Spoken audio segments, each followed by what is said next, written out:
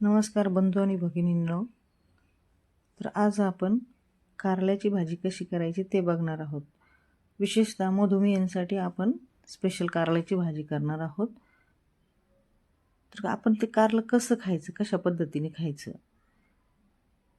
मधुमेही जर असेल तर आठवड्यातून 2 किंवा 3 वेळेस कारल्याची भाजी खायची आणि दररोज एक कारल्याचा अनाशापोटी ज्यूस प्यायचा. तर कारल्याचे फायदे काय आहेत? रक्तातील साखर नियंत्रणात राहते, कारण कारल्यामध्ये चेरंटीन आणि पॉलीपेप्टाइड पी सारखे घटक असतात, जे इन्शुलिन सारखे काम करून रक्तातील साखर कमी करण्यास मदत करते. कारल्यामुळे वजन नियंत्रणात राहते, पचन सुधारते, रोगप्रतिकारक शक्ती वाढते. कारल्यामध्ये व्हिटॅमिन सी आहे. आता कारल्याचे तोटे काय आहे? तर जास्त कारलं खाल्लं तर पोट दुखतं आणि मधुमेहींची जर जास्त प्रमाणात कारलं खाण्यात गेलं तर शुगरसुद्धा कमी होते. गर्भवती महिलांनी काळजी घ्यायची. गर्भवती महिलांनी डॉक्टरच्या सल्ल्यानुसार कारलं खावं. तर आपण आता ही बहुगुणी कारलं याची भाजी कशी करायची ते करणार आहोत.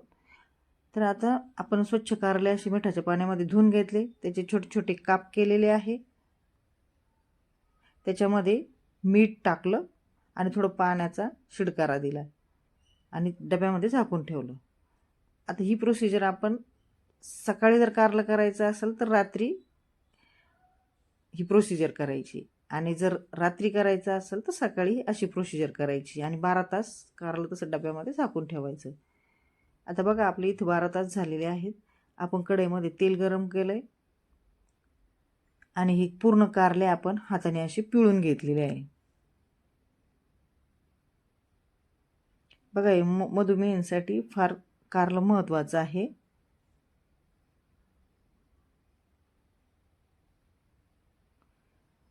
ही कारलं कडू लागणार नाही अशी ही कारल्याची भाजी आहे. तुम्ही खाल तर खातच राहताल, अक्षरशः तुम्ही बोटं चाटताल.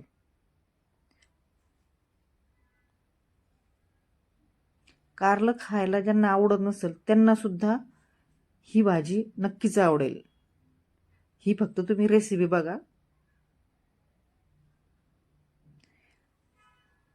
आता याच्यामध्ये आपण अर्धवट कारले फ्राय झाले की त्याच्यानंतर आपण कांदा टाकायचा. दुसऱ्या भाजीमध्ये आपण प्रथमतः अगोदर कांदा परतून घेतो, नंतर दुसऱ्या भाज्या टाकतो. पण आपण ही जी कारल्याची भाजी आहे ना, कांदा आपण नंतर टाकलेला आहे आणि थोडंसं लसूणसुद्धा ठेचून घ्यायचं आहे आणि तो सुद्धा तेलामध्ये थोडंसं फ्राय करायचा आणि ते मिक्स करून घ्यायचं, कांदा, कारलं आणि लसण.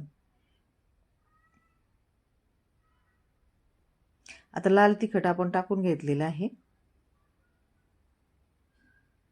याच्यानंतर आपण शेंगदाण्याचं कूटसुद्धा घालणार आहोत, पण मीठ मात्र घालायचं नाही इथे, कारण रात्रभर मिठामध्ये कारले आपले होते, त्याच्यामुळं त्याला ऑलरेडी खारटपणा आलेला आहे.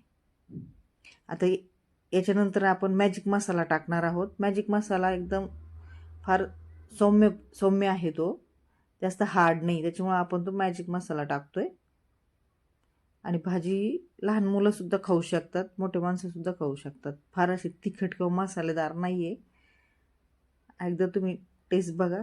तुम्हाला जर माझा व्हिडिओ आवडला असेल तर लाईक करा, शेअर करा, सबस्क्राईब करा आणि बेल आयकॉनचं बटन दाबायला विसरू नका.